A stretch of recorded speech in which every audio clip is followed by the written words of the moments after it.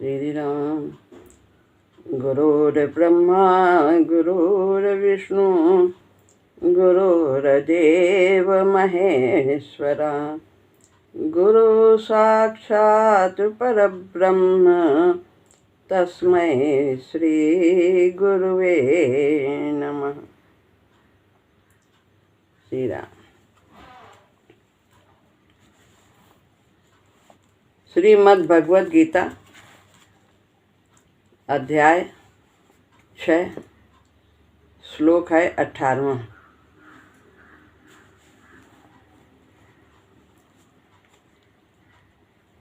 सोलहवां और 17वां श्लोक ध्यान योगी के लिए उपयोगी है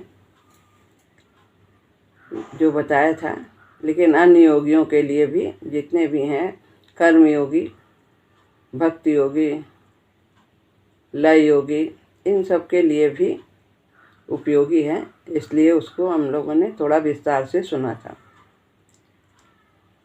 अब यहाँ बताते हैं कि इस प्रकार से नियमों का पालन करने वाले साधक की स्थिति क्या होती है। यदा विनियतं चित्तम्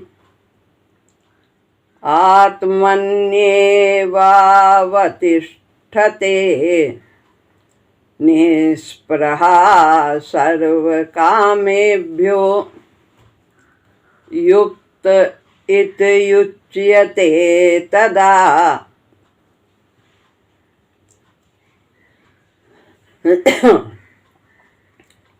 यदा माने जिस काल में, जिस समय, विनियतम वश में किया हुआ, चित्तम चित्त,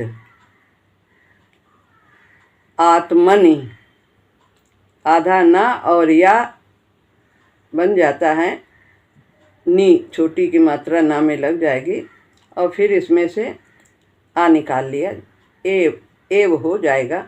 मात्रा या में एक ही लगी है तो आगे एव पढ़ेंगे, तो संधि है इसमें कई जगह, लेकिन हम लोग 8 के बाद ही संधि तोड़ते हैं, बीच में नहीं तोड़ते हैं। जैसा लिखा है वैसा ही पढ़ते हैं, लेकिन समझने के लिए हमें एक एक शब्द समझना होता है। तो चित्तम यानी चित्त, आत्मनि अपने स्वरूप में, एव ही, फिर वा में आ की मात्रा है, आ छोटे या से पढ़ेंगे, अवतिष्ठते स्थित हो जाता है, निस्पृहा माने निस्पृहा कामना से रहित हो जाता है, तदा अंत में है, उस काल में, यदा माने जिस काल में, जिस समय, उस तदा माने उस काल में, सर्व कामेभ्यो संपूर्ण पदार्थों से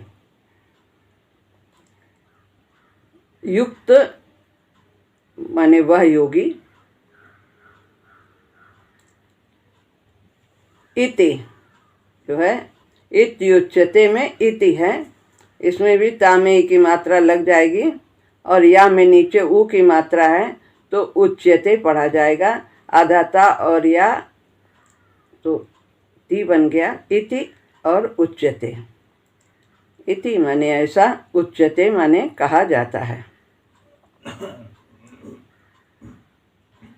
वश में किया हुआ चित्त जिस काल में अपने स्वरूप में ही स्थित हो जाता है और स्वयं संपूर्ण पदार्थों से निस्पृहा हो जाता है, उसी काल में वह योगी है, ऐसा कहा जाता है।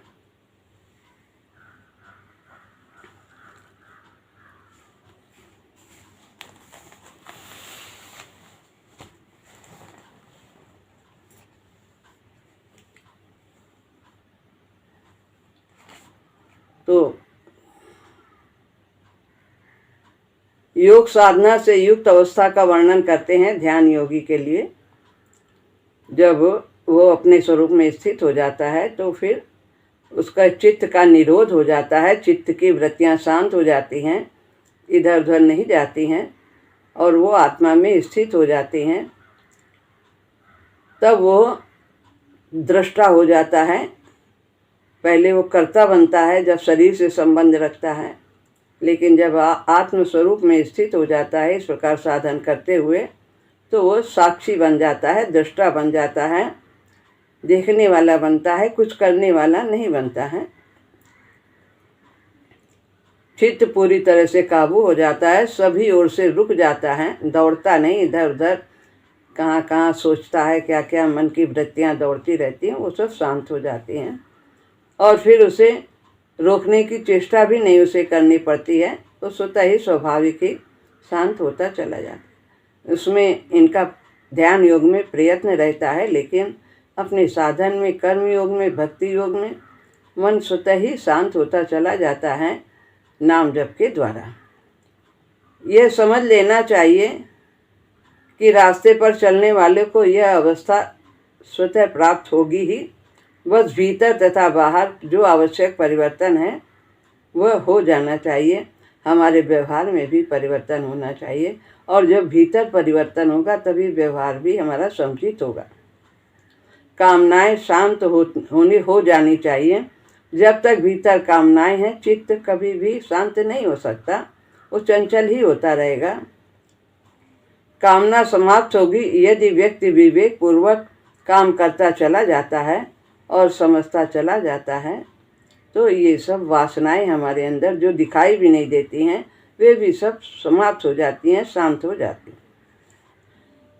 विकास क्रम में वासनाएं आगे चलकर समाप्त हो जाने वाली ही हैं। अधीर होने से कुछ नहीं होगा, ढंग से आगे बढ़ते जाने से उनका क्षय जल्दी होता है।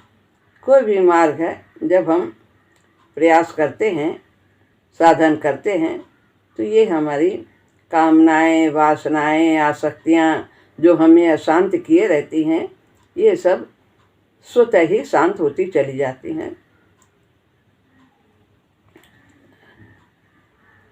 कहीं भोग के द्वारा, कहीं सूक्ष्म में ही वासनाएं समाप्त होती हैं।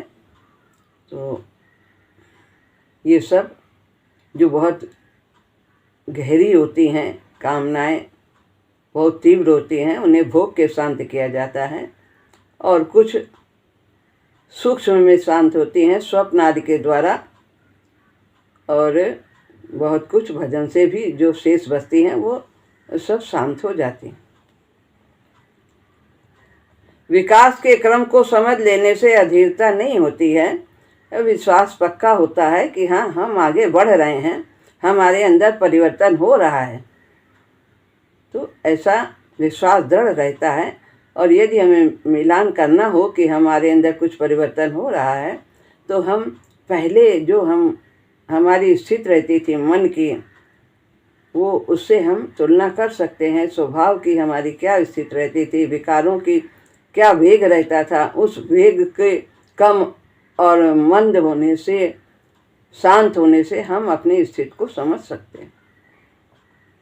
और साधन क्रम में आगे बढ़ने पर चित्त की वृत्ति शून्य होना स्वाभाविक है। यदि हम ध्यान के प्रवाह में चित्त को डाल देंगे तो धीरे धीरे स्थिरता आती जाएगी। जितना कामना का अभाव होगा, जितनी आसक्ति दूर होगी, उतना ही भय और लालसा दूर होगी। फिर भय नहीं रहेगा। आसक्ति है तो भय है, हमारा है, ये सब हमारा है, और ये सब छूटना निश्चित है, और इसलिए हमें भय बना रहता है। हम सोचते हमारा है और ये कभी छूटे ना, लेकिन भय इसलिए क्योंकि हम अंदर से ये जानते हैं कि ये सब छूटेगा, कब छूट जाएगा, क्या होगा, ये भय बना रहता है। लेकिन जैसे जैसे कामना आसक्ति कम होती है, हमारा भय और ये लालसाएं जो चीज़ों को प्राप्त करने की हैं, वो सब शांत होती चली जाती हैं। उतना ही चित्त सम हो जाएगा। जीवन के अनुभव इस विषय में बहुत महत्व रखते हैं। कर्म की साधना की महान उपयोगिता है। और जीवन के अनुभव हम जब व्यवहारिक जीवन में रहते हैं, गृहस्थ आश्रम में, तो विशेष तौर से ये सब हमें तरह तरह के अनुभव प्राप्त होते हैं। कर्तव्य करते हैं, कर्म करते हैं, सबसे व्यवहार करते हैं, उसका परिणाम देखते हैं, तो फिर हमारे अंदर की सब जो वास्तविकता है, सब कुछ व्यवहार की वास्तविकता, संसार की वास्तविकता, ये सब क्या है, नित्य है कि अनित्य है, ये सब स्पष्ट होता चला जाता। बाकी बात अभ्यास की रह जाती है। अभ्यास करते चले जाना होगा। जैसे उबलता हुआ दूध चूल्हे से उतारने पर स्वयं ठंडा हो जाता है, ऐसे हिलता हुआ पानी भी हवा के न रहने पर स्वयं टिक जाता है। ऐसे ही मन की दशा होती है। अभ्यास करना होगा। अभ्यास नाम जप का, प्रभु के सुमिरन का, ध्यान का, यही सब अभ्यास है। और अपनी वृत्तियों पे ध्यान देना होगा, जागरूक रहना होगा। धीरे धीरे स्थिरता के संस्कार का निर्माण होगा, भीतर अवलंबन मिलेगा। धीरे धीरे स्थिरता के संस्कार का निर्माण होगा। पहले जो चंचलता है मन की, वो धीरे धीरे स्थिरता में बदलती चली जाएगी। जब हम साधन करेंगे, स्थिर बुद्धि हमारी होती चली जाएगी। स्पष्ट दिखेगा कि हमारे जीवन का उद्देश्य क्या है, हमें क्या पाना है और मैं कौन हूँ। इस तरह से सब कुछ बोध होता चला जाएगा, तो स्वतः ही मन स्थिर हो जाएगा। मन टिकने लगेगा, भीतर से अवलंबन भी मिलेगा, हमें सहारा मिलेगा। प्रभु का सहारा, सगुण उपासना की यहाँ बात है। प्रभु हमारी बाँह पकड़कर हमें संभाले रहेंगे। यहाँ ध्यान में करते हैं ना, बताया कि सगुण रूप का ध्यान करते हैं ध्यान योगी भी। सब पहले आसन की बात बता दी, कैसे कैसे आसन बैठना, वो बात अलग है कि उनके बैठने का तरीका अलग है, लेकिन ध्यान में सगुण साकार की ही आराधना करते हैं, तो उसका अवलंबन मिलता है। मन टिकने लगेगा, धीरे धीरे वृत्तियों का लय होने लगेगा। लय होते होते मनो लय हो जाएगा, मन भी लय हो जाएगा उस परमात्मा में। आत्म तत्व खिल उठता है, तब व्यक्ति आत्मनिष्ठ हो जाता है। इस अवस्था वाले योगी को युक्त कहा गया है। जुड़ा हुआ, परमात्मा से जुड़ा हुआ, युक्त माने जुड़ा हुआ, किससे? परमात्मा से। तो जिसने ऐसी अवस्था प्राप्त कर ली है, मन स्थिर हो गया है, तो प्रभु में लग गया है, तो ऐसे को वह योगी कहने के योग्य हो जाता है। यह अवस्था भी युक्तावस्था है। साधक आत्मा से जुड़ा होता है, समाधिस्थ होता है, मन बुद्धि से अतीत होता है, वो ब्रह्म भाव को प्राप्त करता है। मन बुद्धि उसके कहे में चलती हैं, आत्मा के कहने से। तो इस तरह परम साम्य की स्थिति होती है। इस अवस्था को प्राप्त व्यक्ति वो प्रशांत होता है, पूरी तरह से शांत होता है। भीतर की आंधियां समाप्त हो गई होती हैं। अब है 19वां श्लोक। यथा दीपो निवातस्थो नेंगते सोपमा स्मृता योगिनो यत चित्तस्य युज्यतो योगमात्मना।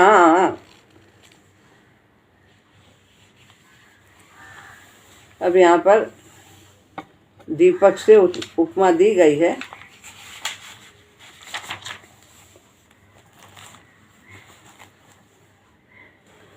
स्वरूप में स्थिर हुए चित्त की क्या स्थिति होती है, भगवान बताते हैं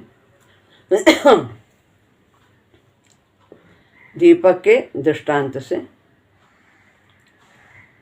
यथा माने जैसे, दीपो यानी दीपः, दीपक की लौ, निवातस्थो स्पंदन रहित वायु के स्थान में स्थित, स्पंदन रहित वायु के स्थान में स्थित, जहाँ हवा वेग से नहीं है, शांत है। वैसे हवा तो सभी जगह रहती है लेकिन शांत है, तो वहाँ दीपक की लौ सीधी रहती, हिलती डुलती नहीं है। जब हवा तेज होती है तो हिलती है। नेंगते माने ना इंगते, चेष्टा रहित हो जाती है। सोपमा स्मृता, माँ के साथ आधा सा पढ़ लेते हैं तो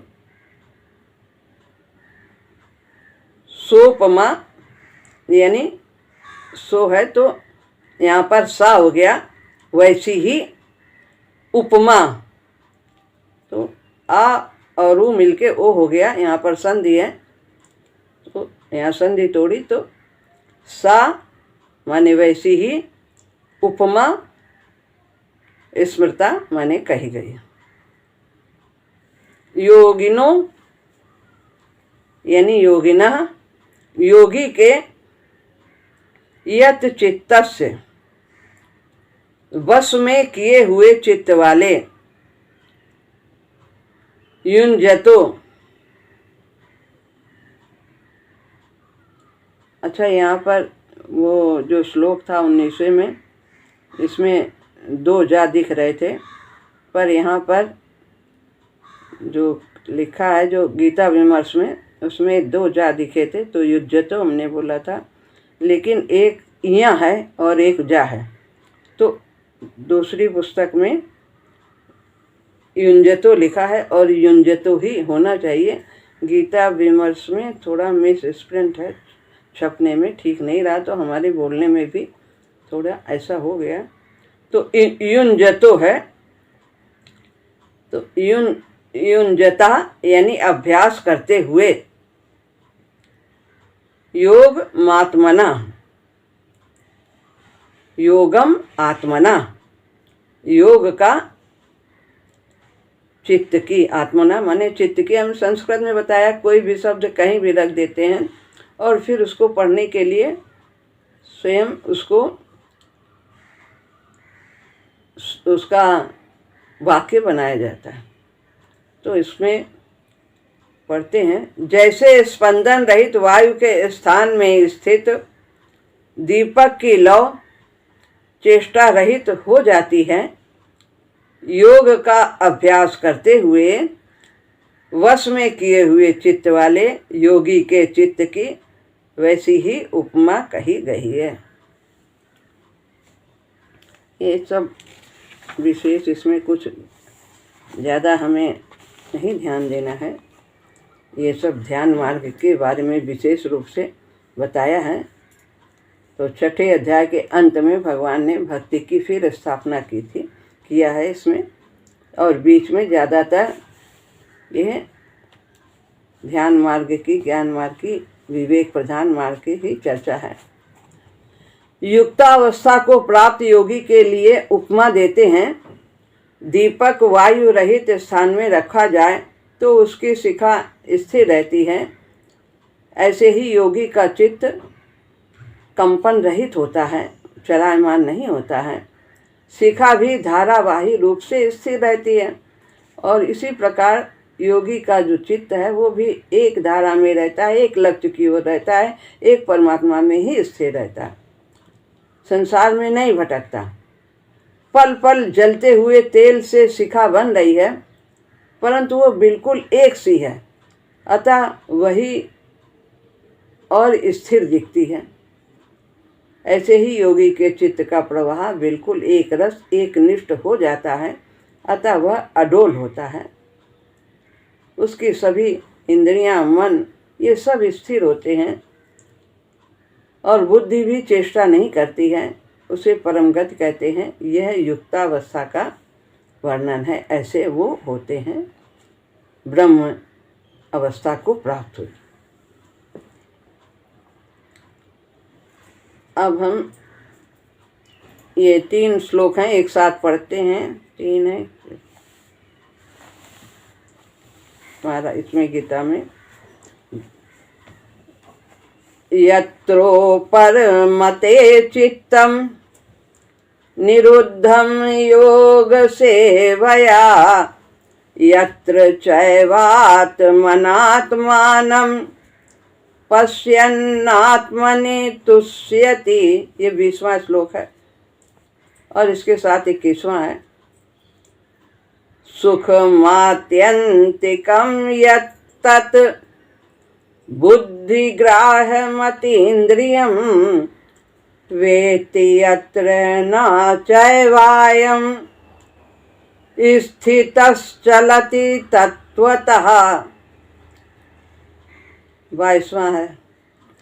यं लब्ध्वा चापरं लाभं मन्यते नाधिकं ततः यस्मिन् स्थितो न दुखेन गुरुणापि विचाल्यते।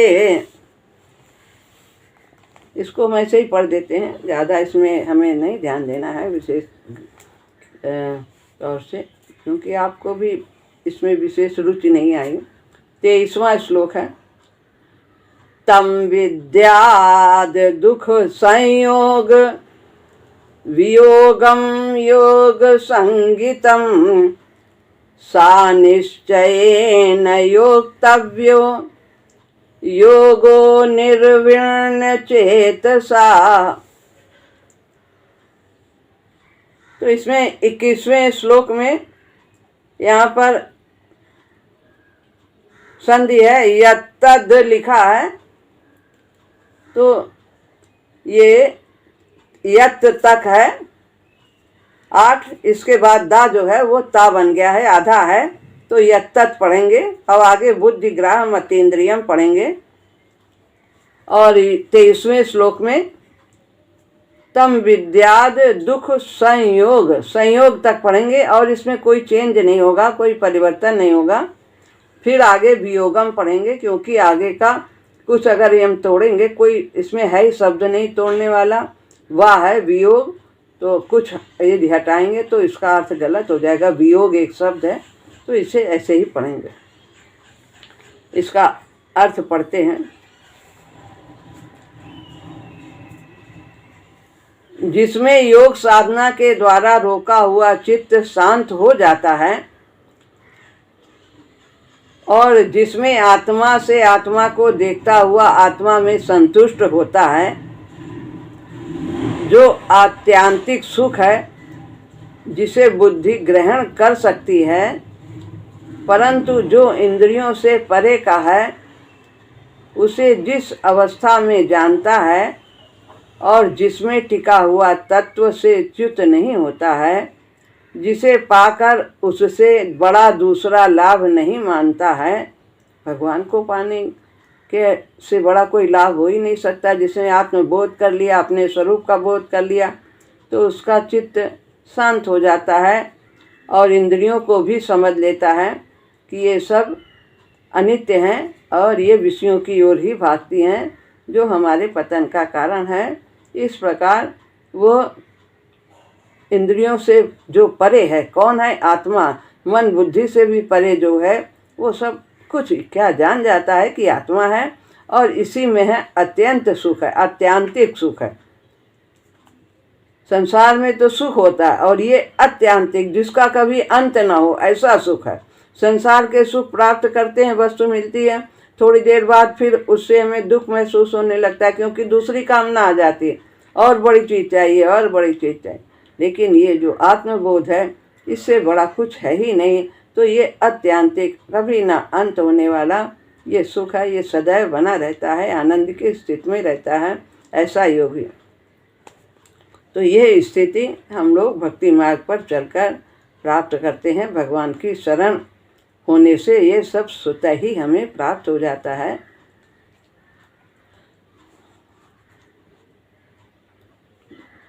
जिस जिसमें स्थित हुआ व्यक्ति बड़े से बड़े दुख से भी चलायमान नहीं होता, उसे तुम योग नाम वाला समझो।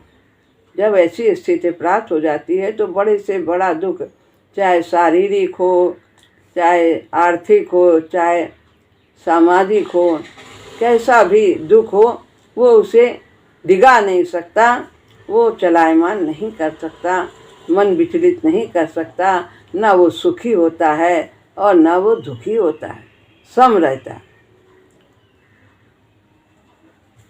उस दुख के संयोग का वियोग करने वाला है वह जो है, यह सुख, ये जो सुख की चर्चा है आत्यांतिक सुख, यह दुख के संयोग का वियोग करने वाला है। यानी दुख से संयोग होता ही नहीं, दुख के संयोग का वियोग कर देता है। कभी उसे दुख प्रतीत ही नहीं होता, किसी भी परिस्थिति में वो चिंतित नहीं होता, व्याकुल नहीं होता। यो न हर्षति न द्वेष्टि न सोचति न कांक्षति, शुभाशुभ परित्यागी और भक्ति मान्या समय प्रिया। ऐसा वो हो जाता है, किसी भी प्रकार से वो विचलित नहीं होता। विषाद रहित चित्त होकर व्यक्ति को वह योग निश्चय पूर्वक करना चाहिए। तो यहाँ पर ये श्लोक हुआ है 20 से लेकर के यह 23 तक का अर्थ बताया है, और इस पे हम ज़्यादा विस्तार से नहीं जाते हैं। तो यहाँ